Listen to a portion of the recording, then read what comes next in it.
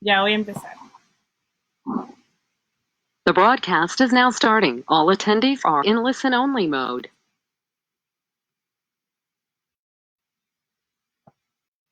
Bueno, muy buenos días y tardes para algunos, sobre todo para nuestros panelistas que nos acompañan hoy desde Inglaterra.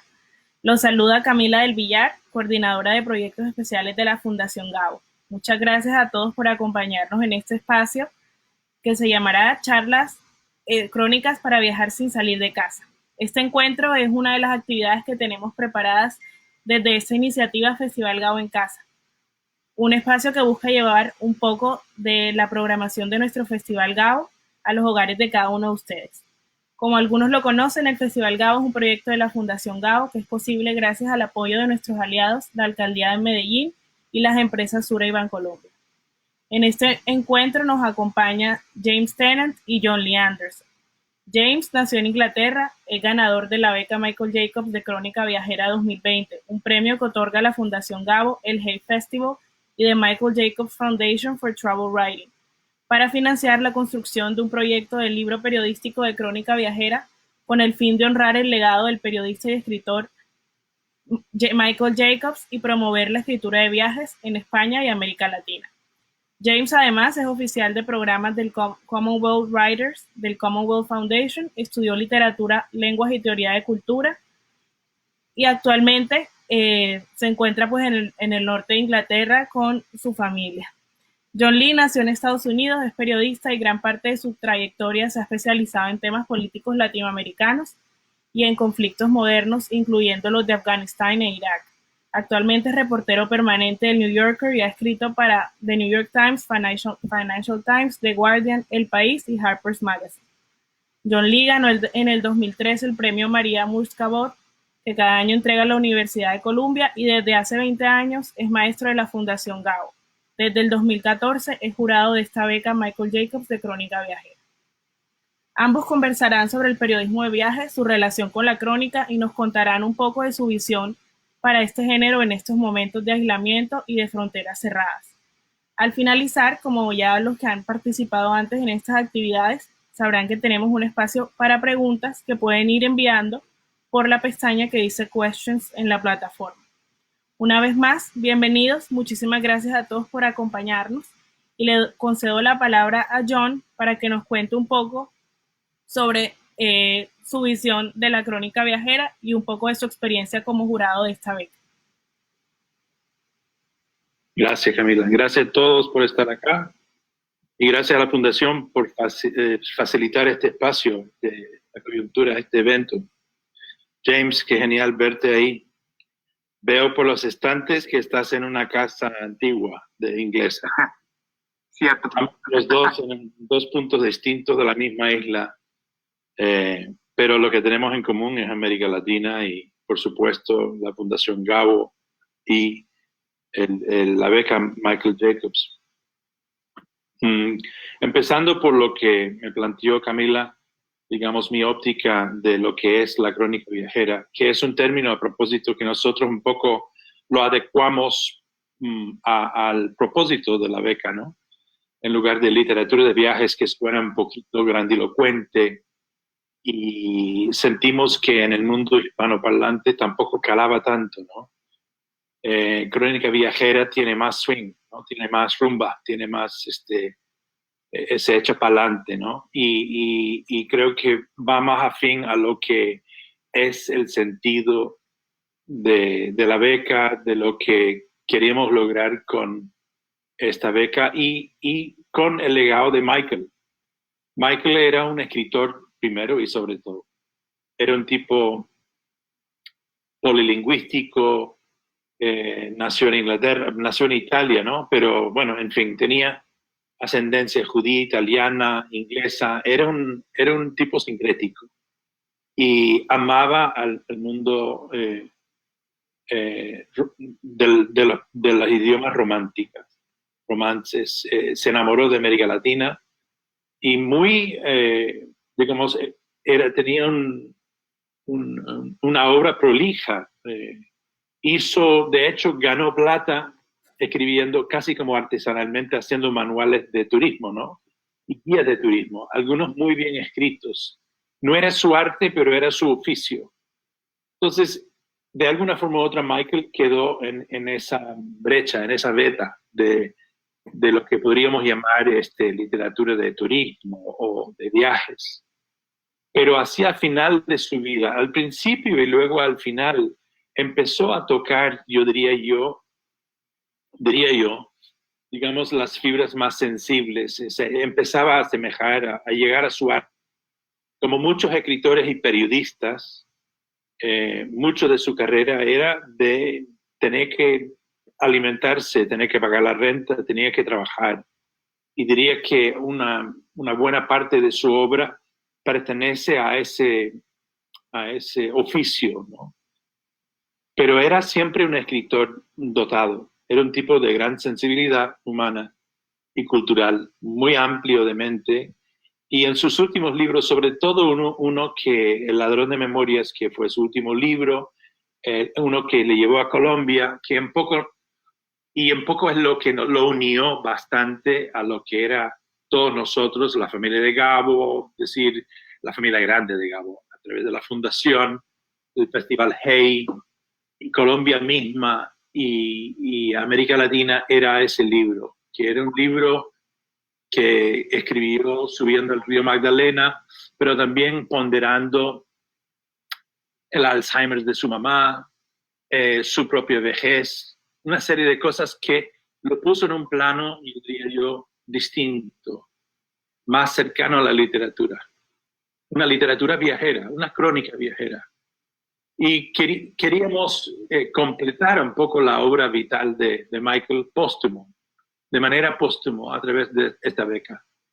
Y cada año hemos ido inventando un poco, adecuándolo para calar más a la sensibilidad y al imaginario popular en América Latina, hacer saber de la beca a la gran familia a través de la fundación y el Festival Hey, para que jóvenes, sobre todo hispanoparlantes, interesados en el mundo, interesados en descubrir este mundo a través de la pluma, ¿no?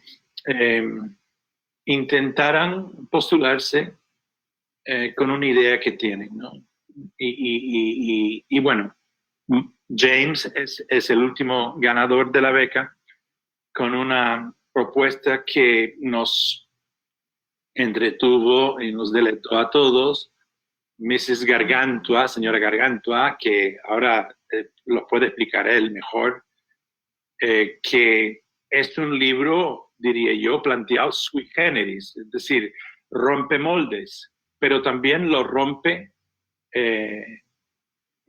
las grandes obras de la literatura de viajes o del género de literatura de viajes. Si pensamos en autores como Rebecca West o Bruce Chatwin o Naipaul o muchos otros, nos damos cuenta que aunque han sido encajados o clasificados como literatura de viajes, y de hecho mucho de sus narrativas son alrededor de un viaje,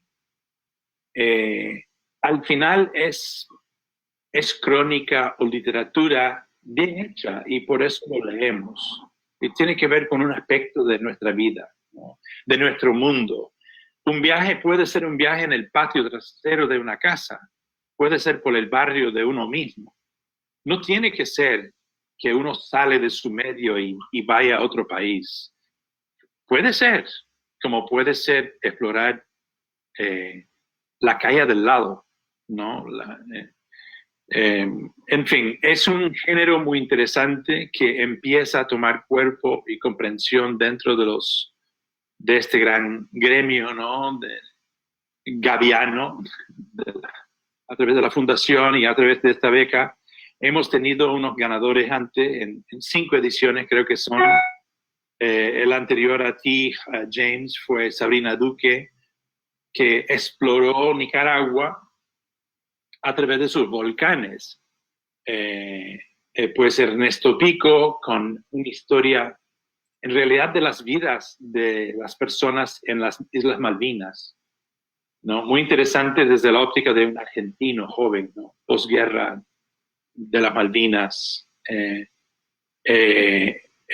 y los anteriores sobre los raíces y el legado de esclavitud en países tanto africanos como del Caribe eh, y de la Antártida. O sea, cada año nos ha dado una obra distinta, muy distinta, y una forma distinta de expresar y reflejar el mundo en que vivimos. Eh, y bueno, entonces no sé si esto a muy grosso modo es un poco mi relación con la obra, perdón, con la beca, mi concepción de lo que es la crónica viajera, que lo llamamos algo por llamarlo algo, y lo es así. Quería ponerlo en contexto a través de la vida de Michael también. Y bueno, es un espacio más para que seamos creativos, para que nos estimulamos sobre el mundo alrededor, para que ayudamos de manera solidaria a un compañero más que tiene ganas de escribir y explorar el mundo. Y cada año buscamos oportunidades nuevas, ¿no? Entonces, pues este año te ha tocado a ti, James. ¿Por qué no nos cuenta un poquito de lo que tu propuesta de libro de qué se trata un poco? Sí, sí. A compartir con los que están con nosotros. Claro, bueno, primero quería dar las gracias a la Fundación GAO, the Michael Jacobs Foundation for Travel Writing and the Hay Festival por haberme invitado a esta charla. Y claro, a ti, John Lee, y el jurado por el reconocimiento a mi trabajo, mi proyecto a través del premio. Y envío a todos un abrazo afectuoso, aunque sea de forma digital. Bueno, me siento, en primer plazo, me siento honrado para tener la oportunidad de conocer a Michael. No es por casualidad que la había conocido en México, en Jalapa. Y también lo conocí una vez en Cartagena, Indias, en el Festival High. Y bueno, estoy hablando desde el norte de Inglaterra, como ha dicho John Lee, mientras él estaba en la costa sur, como es la costa caribe de Colombia, hace un poco más sol allá. Y bastante. Bueno, mi proyecto, la verdad es que mi proyecto es distinto, un poco raro tal vez. Lo que quiero hacer todavía me falta mucho por escribir. Y bueno, básicamente llevo 15 años viajando a Cuba. Fui por primera vez siendo muy joven, a los 19 años. Tuve la suerte de poder viajar durante 6 meses en América Latina. Y empecé en Cuba, y la verdad es que me sentía que tenía que regresar, porque sentía que es un país y sigue siendo un país con muchos secretos. Y bueno, entonces al final pude pasar un periodo de 5 meses viviendo en Cuba y sigo viajando en Cuba de vez en cuando. Y a lo largo de todo eso estaba pensando mucho en los géneros, en lo que es realmente la crónica viajera, escritora de viajes. Y como ha dicho John Lee, la verdad es que yo no creo mucho en ideas del género.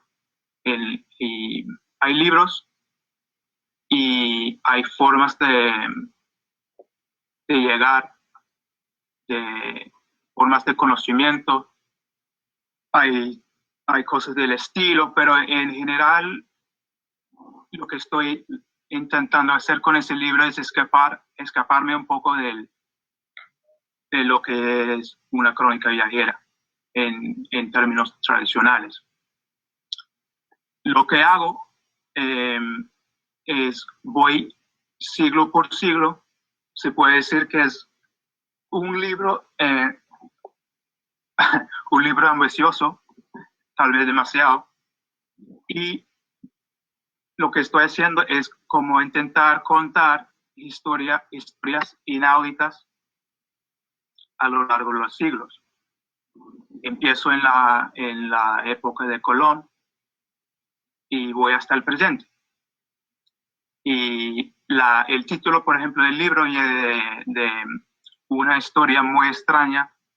Sí, eso te iba a preguntar por el título es muy llamativo. ¿Por qué no nos cuenta un poquito de la señora Garganta? O Gargantua, más bien. Sí, sí. Pues Gargantua era una gorila en los Estados Unidos. Y la señora Gargantua era su esposa. Básicamente, primero tengo que empezar con la historia de una señora que se llama Rosalía Abreu. Rosalía Abreu, en aquel tiempo, en los años 20, por ahí, dicen que era la mujer más rica de América Latina.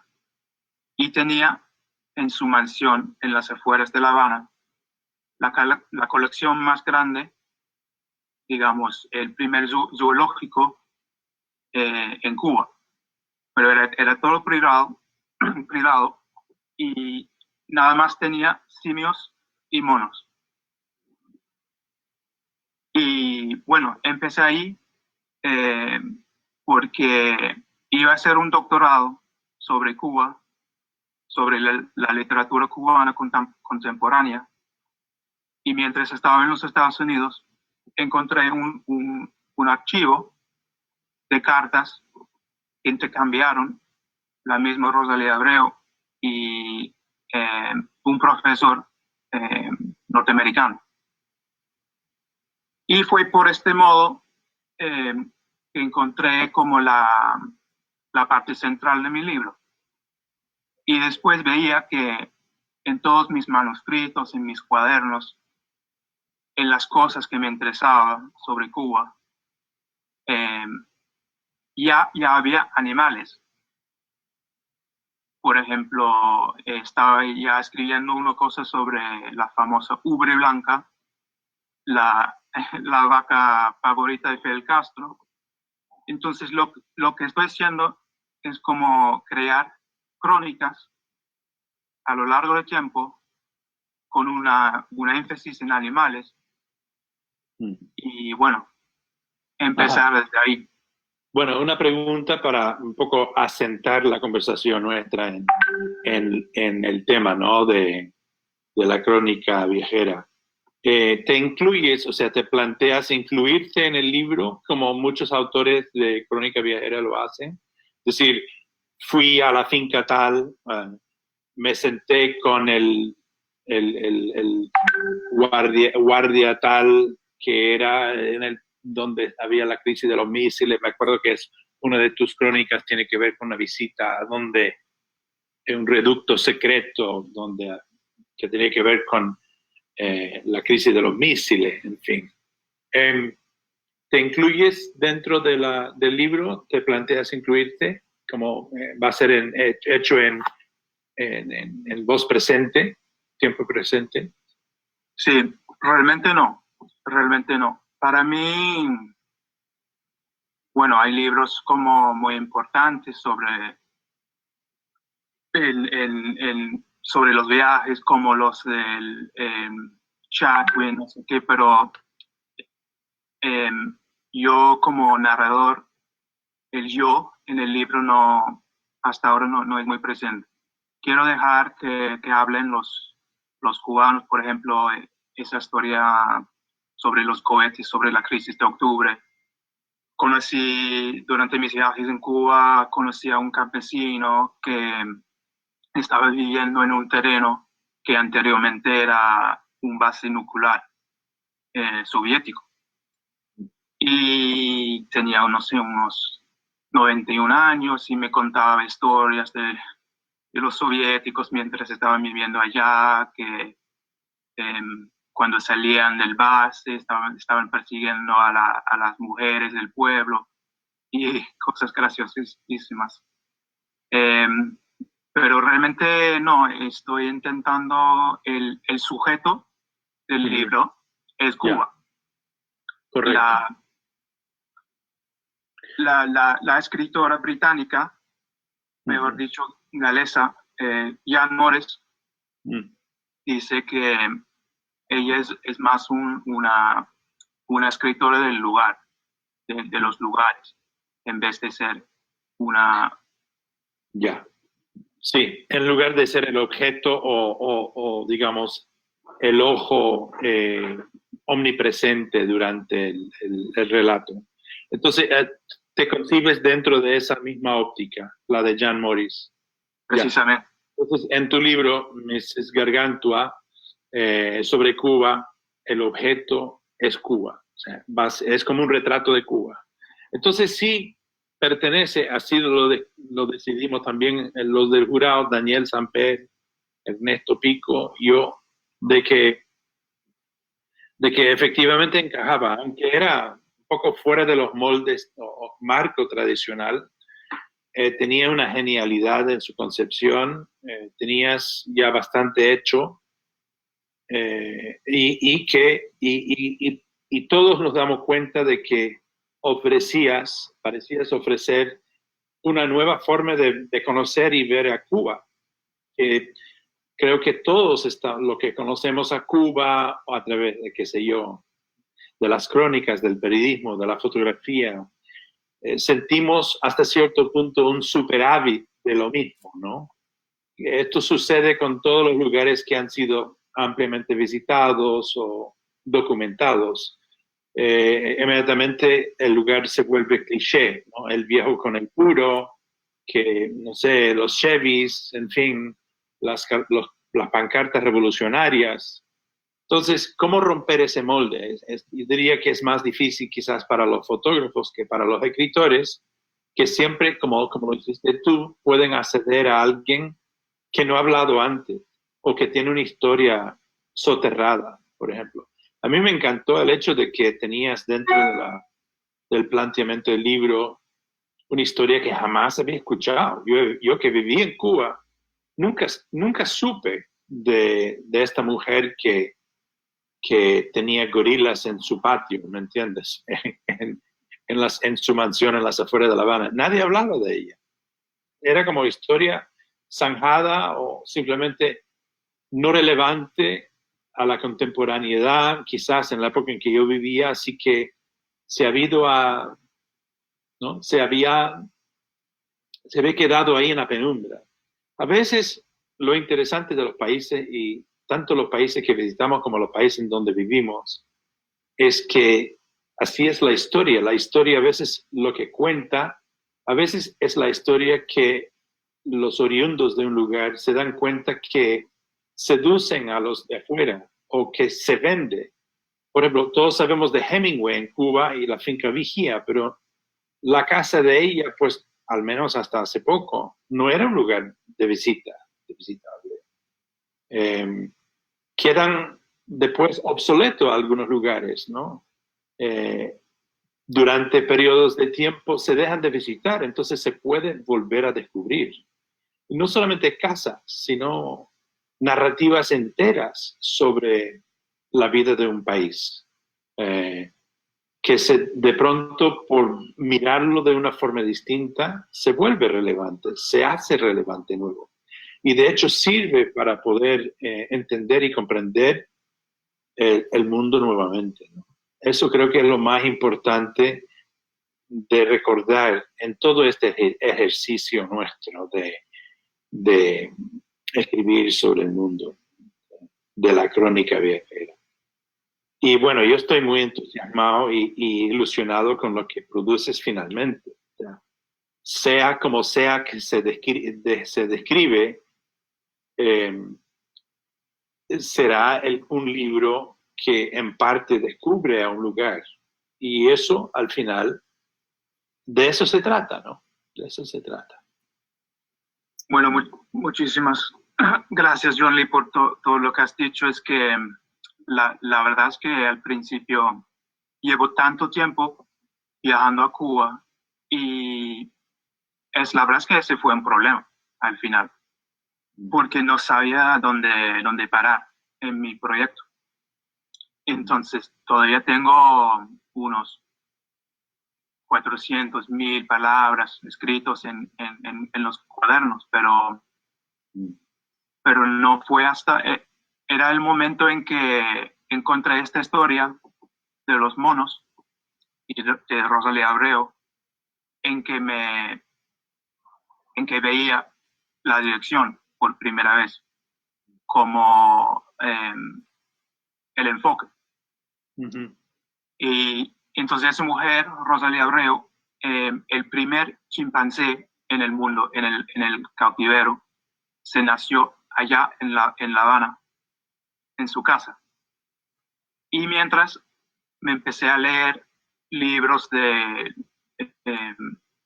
monos, básicamente, historia natural, para conocer más, y encontré un día una foto de una gorila enorme sentada con el brazo así en el hombro de una mujer. Y decía que era una foto de Rosalía Abreu. Pero yo en ese tiempo ya sabía que entre todos los monos y simios que tenía, unos 150 en su casa, y dormían en la casa y todo, nunca en esta época, en los años 20, nunca consiguió tener una gorila. Entonces sabía que esa foto realmente no era de ella. Entonces hice otra investigación y encontré otra historia sobre una mujer norteamericana que creció una gorila en su casa en La Habana. Y después se le llevó a los Estados Unidos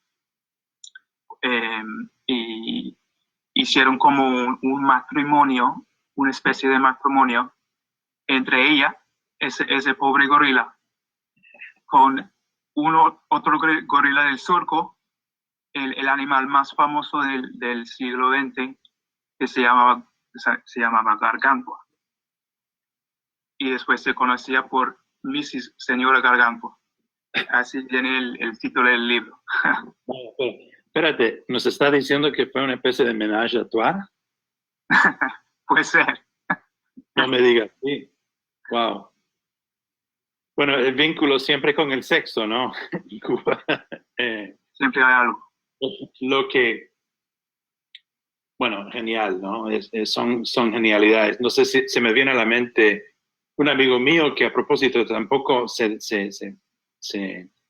define como escritor de viajes, es un escritor, es un periodista, un cronista. Ha escrito mucho sobre el hombre y el mundo natural, ¿no? Un poco ese roce entre el mundo, sobre todo el mamífero y los seres humanos. Una vez fue hasta Escocia para hacer un perfil de la famosa oveja clonada Dolly. Era, dijo él, el assignment más, la misión más aburrida del mundo, porque tuvo que pasar no sé cuántos días como mirando a la oveja, ¿no? Que no hablaba. Pero él hizo, a propósito de tus monos, esto es anecdótico nada más, una historia una vez sobre una geriatría en Florida de los chimpancés jubilados del Hollywood, ¿no? Incluyendo los de las películas de Tarzán.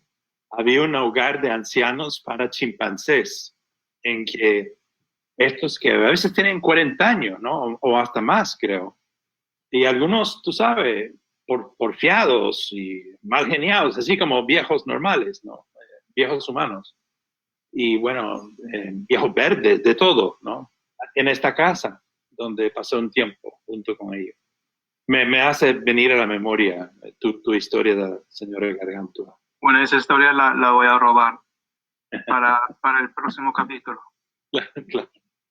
Pues mira, no sé, teniendo en cuenta que tenemos pocos minutos hasta que tenemos que abrir hasta nuestros amigos que a lo mejor te tienen preguntas. El título de esta charla era un poco el desafío de cronicar o escribir sin salir de casa, cómo lo hacemos, ¿no? No sé, cuéntame tú, ¿has estado escribiendo? ¿Has estado, digamos, cómo has hecho en este periodo de cuarentena? Tenemos igual, creo que un mes más o menos encerrados. ¿Cómo has hecho tú? Después cuento yo. Sí, no sé cómo es para los demás, pero yo, por ejemplo, normalmente trabajo en Londres. Ahora mismo estoy en el norte, en la finca de mi padre. Y estoy viviendo acá por primera vez en casi 20 años. Es una experiencia interesante, digamos. Pero lo que sí tengo es acceso a, por ejemplo, todos los libros de mi infancia. Tengo cuadernos, cosas vergonzosas de la adolescencia. Tengo fotografías, muchas memorias. Y me parece que ahora es un momento en que todos podemos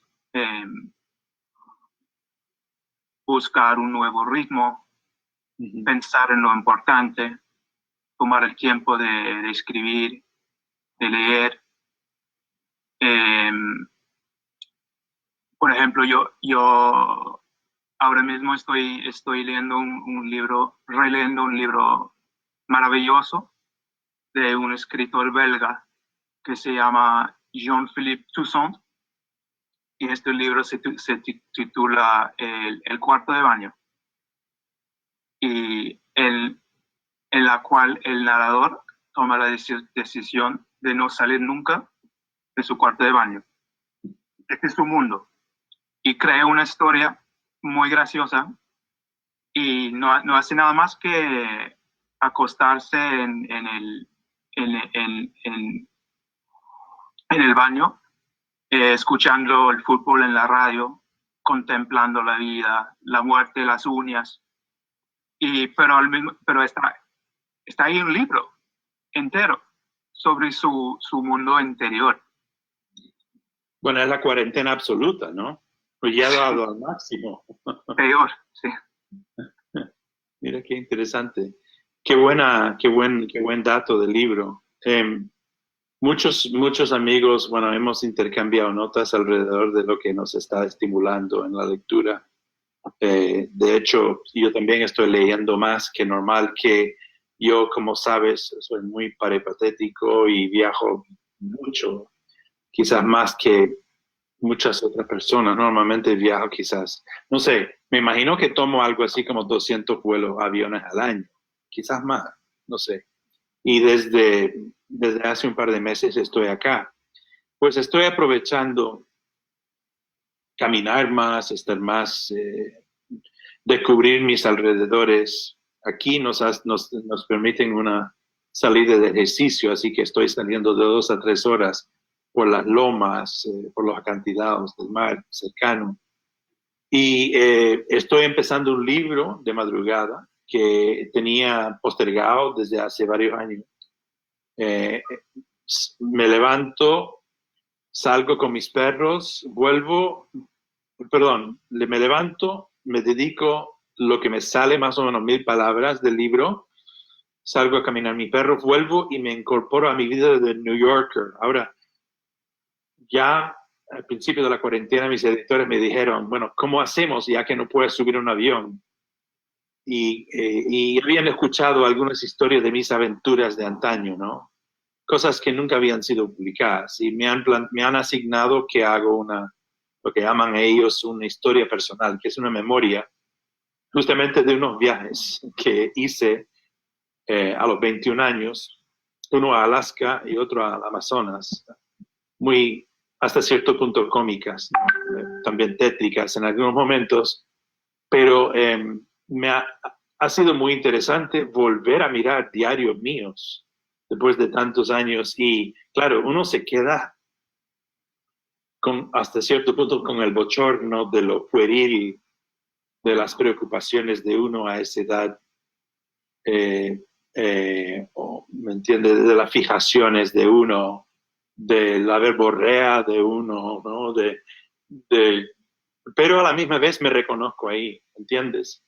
Y he ido extrayendo lo necesario, lo justo y necesario para relatar esas narrativas que ahora verán a la luz justamente por primera vez como una crónica viajera dentro de, no sé, unas semanas en The New Yorker.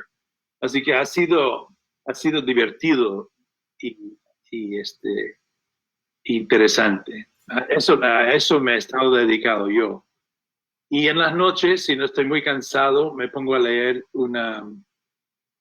estoy casi terminando el libro de un colega de New Yorker, un gran periodista irlandés, Patrick Radden Keefe, que se llama Say Nothing, y se trata es una historia sobre el conflicto de Nueva Irlanda, Irlanda del Norte, perdón, a través de la muerte, de la ejecución de una mujer. Y bueno, es una gran crónica, es una gran... bueno, ha ganado varios premios y merecidamente ha tenido mucho reconocimiento, pero es un gran ejemplo de periodismo porque es un trabajo detectivesco en la historia, reciente pasado como también la contemporaneidad, y tiene cala en lo que es la vida real, actual, porque alguna de la gente involucrada son conocidos políticos hoy en día. Y entonces hablabas de los secretos, de los lugares de secreto que muchas veces nos anima a los periodistas a descubrir. Y esto es el caso de unos misterios, digamos, ¿qué pasó con tales en el conflicto reciente irlandés que después del pacto de paz que hicieron, como en España, hicieron pacto de olvido? O sea, quedaron algunos sin esclarecer a propósito. Y él, como buen periodista, se ha metido en el medio para esclarecerlo y a su vez nos ha dado una especie de topografía, mapa topográfico, emocional y psicológico del conflicto que antes no existía. Es una gran obra. Say Nothing, no digas nada, dice en español el título. Muy bueno. En fin, creo que ya nos tocó, o casi. No sé, James, tenemos como 3 minutos antes que Camila lo quiere abrir a la gente. Solo quería comentar, dado de que estamos hablando de los libros que estamos leyendo. Ahora mismo estoy leyendo para comentar sobre lo que tú decías antes, sobre el oficio, el arte y lo que hacía Michael Jacobs. Estoy leyendo su guía que se llama Andalucía, que es una de sus obras menos conocidas, pero no es como La fábrica de luz, que todo el mundo lo conoce. Pero al mismo tiempo, siendo Michael, Michael hizo un doctorado sobre historia del arte y no es un guía turística ni para nada, es como la erudación que tenía. Es un libro así de grande y bueno, Sí. es que hay que leer todo. Sí. Su obra, Sí, cierto. no solo las novelas. Genial. Pues gracias, James. Bueno, Camila, quedamos en tus manos para... Bueno, muchísimas gracias, y también a todas las 451 personas que nos acompañan en este momento, asumo que desde muchos lugares. Entonces nos llega una pregunta de Richard Molina desde Argentina. ¿Cómo definirían o cómo ven la diferencia entre el arte de escribir, el oficio de viajar y el de ser periodista? ¿Y cómo creen que se puede hacer un match entre todos estos? Otra vez, por favor. El oficio de escribir, el arte de viajar y el oficio de ser periodista. Creo que de eso hemos hablado, quizás sin definirlo tal cual, pero está muy bien dicho, estadística. Creo que a veces yo creo que no es un error exactamente imponer definiciones. muchas veces en América Latina, los periodistas me vienen y me dicen, John, ¿estás hablando de reportaje o crónica? En realidad, en inglés no existe ni uno ni el otro, existe el periodismo como tal. Hay una traducción para crónica que quiere decir chronicle. No está muy difundido ni moderno como palabra, aunque sirve y es buena, diría yo. Reportage sí, que viene del francés, ¿no? Pero en realidad hablamos de diferentes formas de enmarcar una historia, ¿no? Algunos son más como investigativos, otros son como más, obviamente, perfiles de personas. Y yo creo que estamos hablando de una especie de periodismo que tiene como fin, como motivación, el descubrimiento, la exploración, ¿no? La exploración en el gran sentido de la palabra del mundo, de un aspecto del mundo, como en el caso de James, de representarnos a Cuba, un lugar que parece ya fetiche, que parece ya cartonizado, y él nos va a abrir, digamos, la pantalla para mirar atrás, ¿no? Es como si Cuba ya se ha presentado tanto a través de una pantalla que nosotros ahora sí miraremos detrás de las cortinas. Y eso es interesante, de manera sana, no malsana. Y creo que eso es lo que estamos hablando aquí, lo estamos llamando crónica viajera. Yo creo que simplemente al hacerlo y hacerlo bien es la forma sincrética de unir esas tres cosas. No siempre nos pegamos bien a todo, pero en el mejor de los casos nos unimos los esfuerzos con los géneros y nos sale algo genial, ¿no? Dentro de un reportaje o una crónica puede ocurrir otras cosas, ¿no? Yo creo que no hay que fijarnos tanto en las definiciones, sino intentar hacer buen periodismo. Periodismo en el sentido más amplio. Estamos hablando de la no ficción. Algunos, si uno quisiera ser pretencioso, se podría decir la no ficción literaria. O sea, pero bueno, sin llegar a poner el frac, ¿no? Uno diría un buen periodismo, buena crónica, llámalo como quieres, es la misma cosa, es escribir bien, no es ficción, es no ficción.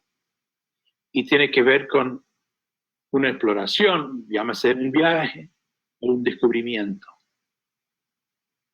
Sí, la verdad es que la palabra chronicle en inglés no es la misma palabra que crónica. Es que crónica realmente no sé cómo se traduciría esa palabra. Pero para mí, una crónica en el sentido del mundo hispanohablante sería como lo que llamamos non-fiction, pero con un elemento fuerte personal. Pero bueno, no sé, realmente. Y para mí cada acto de escribir es una forma de viajar también. Interesante. Alexander Ayala nos pregunta, ¿en qué medida la intuición, la paciencia y el azar son importantes durante el viaje?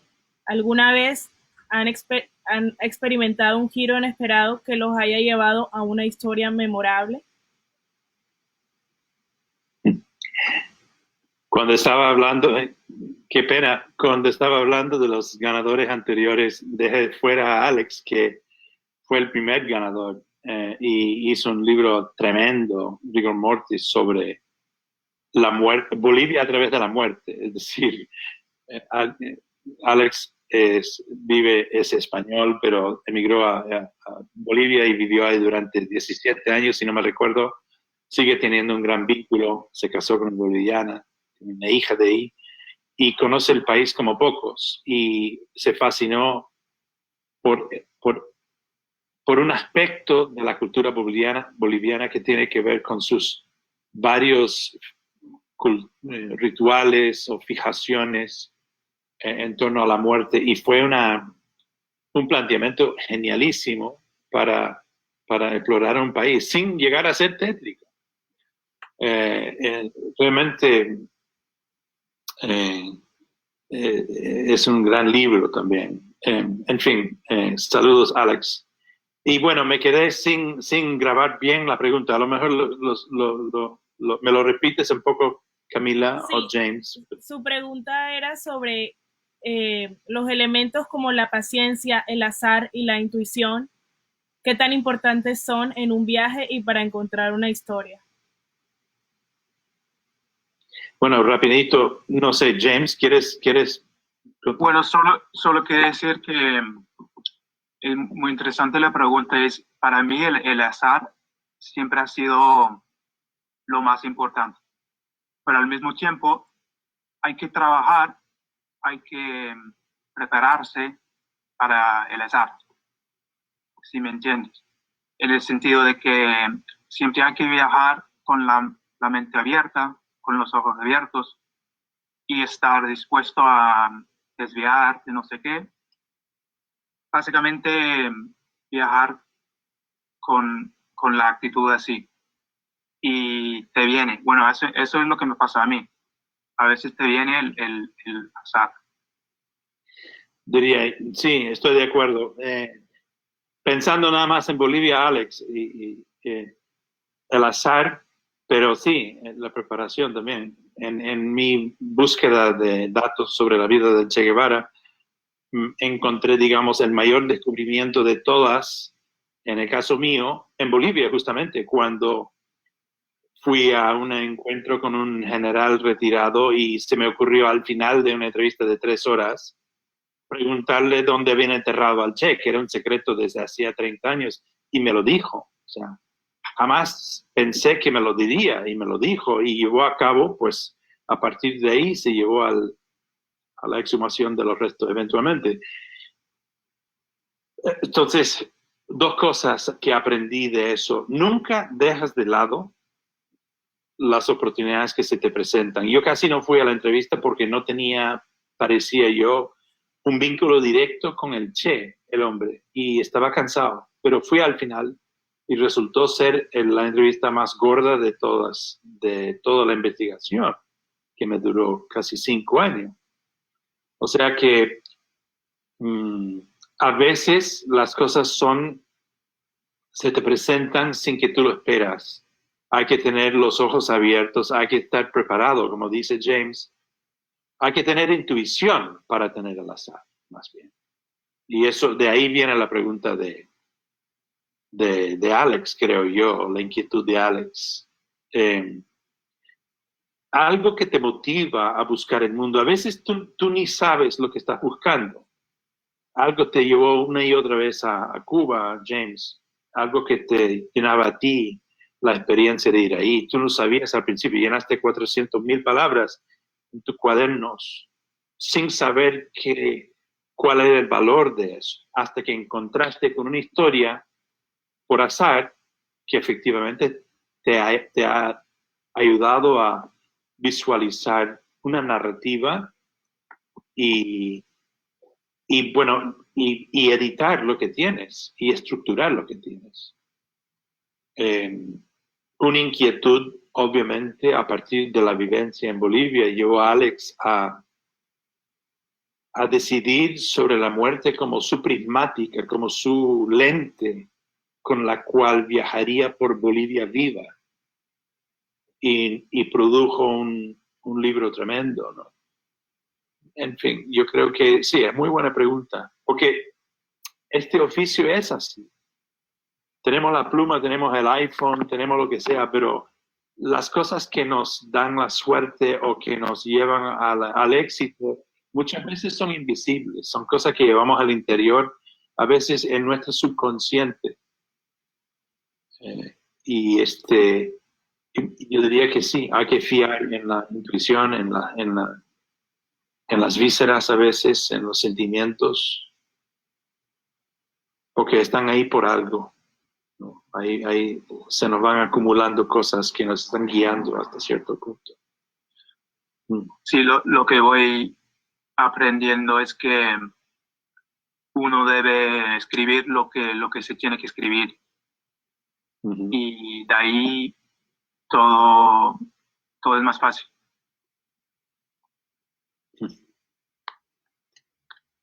Vale, nos preguntan, un segundo, nos han llegado varias preguntas. Y entre estas, un comentario, porque creo que de esto ya hablamos, de Martín Paredes. Nos dice, un conocido poeta peruano escribía, viajes no emprendidos, solo trazos de los dedos silenciosos sobre el mapa. Me pregunto si la crónica viajera será por ahora de un tono de memoria más que de los viajes físicos.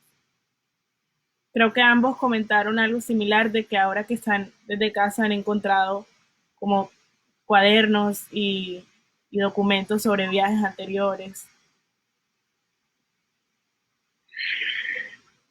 Sí, mira, sí.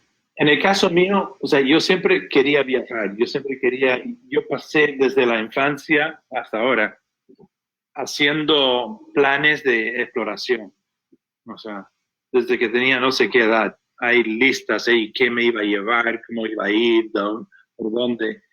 Y por lo que veo en mis cuadernos, el mapa mundi era movible, es decir, ártico, desierto, selva, mar, todo. O sea, yo quería explorar todo. O sea, entonces,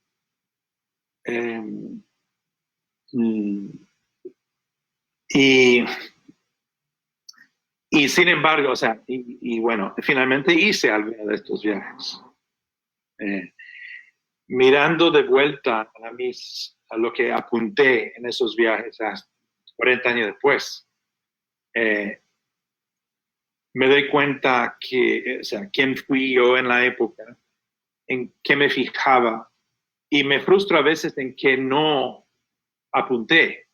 Es curioso, o sea, recuerdo a grandes rasgos los viajes, pero cuando yo cuento esos viajes a la gente, mucho de lo que recuerdo no están en los diarios, que es otro planteamiento interesante. Es decir, entonces, en el caso de la historia personal mío que he estado leyendo, la reconstrucción de un viaje, 2 viajes en realidad, he estado extrayendo pedazos del diario para nutrir una narrativa que he tenido que construir desde la memoria. Porque el diario sí me ayuda, pero no del todo, aunque yo soy la misma persona que los escribía hace tantos años. Entonces, es interesante porque ¿qué es la memoria finalmente? O sea, uno tiene que quedar con la duda si es que la memoria es lo que tú quieres recordar o porque hace una buena historia. Casi siempre se encaja, pero hay cosas que yo escribí ahí del cual no tengo ninguna memoria, inclusive después de leerlas.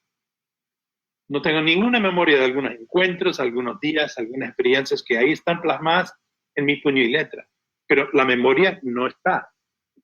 Es raro y es muy interesante. Entonces, el viaje sí, finalmente es algo imbuido de muchas cosas, de proyecciones, de obviedades, de memoria y desmemoria.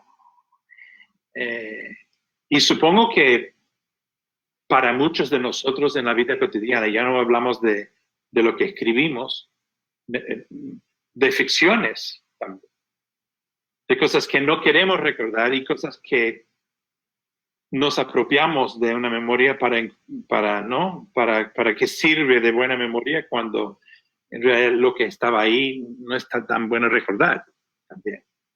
Hay de todo. Muy interesante. Sí. Sí, hemos llegado a un momento inesperado en que, bueno, podemos todos hundirnos un poco en la memoria y hacer viajes mentales. Podemos convertirnos todos en pequeños filósofos. Yo, por ejemplo, empiezo desde dejar crecer la barba, a ver si me viene alguna teoría profunda.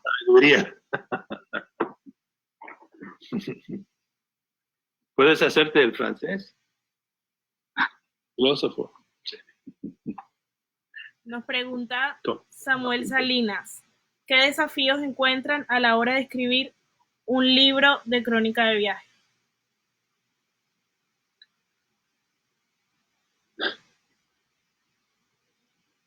John Lynn. Otra vez, por favor, Camila. Que los desafíos o retos que encuentran a la hora de escribir un libro. Si quieres comienza James, que es el que está con nuevos retos ahora además. Bueno, estoy en esta ahora. La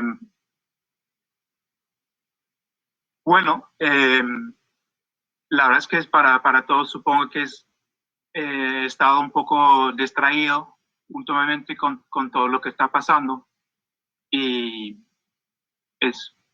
la verdad que estoy leyendo más que escribiendo en estos días, pero sí, se tiene que enfocar en el meta y buscar un camino que cada uno es diferente, para cada uno es diferente. Para mí siempre, aunque es libro o una crónica larga, es el mismo desafío, que es entrar lo que yo llamo en trance. El trance para mí, el trance es que el mundo alrededor se me desvanece, que se me desaparece, para que yo, desde el momento que levanto la mañana, tengo la narrativa en mi cabeza y lo que quiero hacer es seguir escribiendo. Eso cuesta llegar a ese punto. Siempre cuesta, ¿no?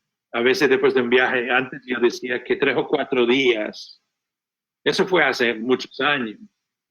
Yo decía siempre que caminaba alrededor del escritorio durante 3 o 4 días y después me senté a escribir lo que me salía. Y a partir de ahí escribía sin problema. Ahora son más, bueno, últimamente en los últimos años diría yo que son más como 7 días, o 8 o 10 a veces, porque la vida es más complicada, mi vida es más llena, viajo demasiado, tengo compromisos, entonces es mucho más difícil llegar al escritorio. Es mucho más difícil despejar el camino para poder entrar en trance, porque para entrar en... Porque aunque es periodismo, es un acto creativo, y la creatividad, esa beta, esa cosa delicada que tenemos los que nos motiva a escribir, es la inquietud, la necesidad de crear algo. Aunque es una línea bien compuesta, que las palabras hacen juego o resonancia uno con los otros, una descripción perfecta de un lugar, si no es perfecta, lo mejor que tú puedes hacerlo dentro de, o sea, de ti, lo que mejor te salga. Es el planteamiento del desafío que siempre me hago cada vez que me siento a escribir. Es casi como un acto sagrado. Aunque lo que sale no parece sagrado, es un acto sagrado para mí sentar a escribir, así que cuesta entrar en trance. Pero para mí es necesario despejar camino, que todo el mundo se me cae alrededor para que lo haga. Eso sí es lo necesario. Es muy necesario no tener nada más. Es como pintar. O pintas o no pintas. ¿Escribes o no escribes? No puedes hablar de escribir y escribir. Tienes que escribir. Eso. Nos preguntan varias personas, y un poco también para ir cerrando, sus recomendaciones de cronistas latinoamericanos para leer sobre crónicas de viaje. Bueno, mira, yo solamente voy a decir, James, over to you. O sea, hablas tú, pero diría yo que los ganadores anteriores de este premio, que Alex Ayala, que Diego Cobo, que Ernesto Pico, que Sabrina Duque,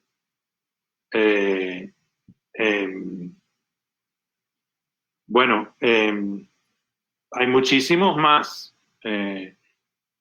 pero digamos, yo diría que hay que comenzar con lo que hay, y sería muy buen comienzo. Hay una trilogía de Sergio Pitol, el mexicano, no sé si realmente se puede calificar como literatura de viajes, pero yo diría que sí. Y hay un libro que se llama, dentro de la trilogía, que se llama El arte de la fuga, que es para mí el modelo perfecto de una mezcla entera de géneros. Es ensayo, autobiografía, crónica de viaje, memorias. Y bueno, este es un libro fenomenal, que le ¿Cómo se gustó llama? mucho a Michael Jacobs. ¿Cómo se llama otra vez? El arte de la fuga. De la fuga. Sí. Genial, buen dato. Ok. Y bueno, muchísimas gracias. Entonces, hay muchísimas preguntas más. Me comprometo de ir reenviando algunas a nuestros panelistas de hoy por correo, y quienes quieran pueden también hacer las preguntas en nuestras redes sociales. Y nada, recordarles a todos que seguiremos con este tipo de actividades durante las siguientes semanas. Pueden encontrar nuestra programación en la página de festivalgao.org, también en nuestras redes sociales en Twitter, Facebook e Instagram, @festivalgao. Muchísimas gracias a nuestros panelistas por haber sacado este espacio y a todos los que nos han acompañado, que en total han sido casi 460 personas. Genial. Que esté muy Gracias. bien. Gracias, Camila. James. Hasta luego. Gracias a todos por estar. Chao. Chao, chao. Chao. Adiós.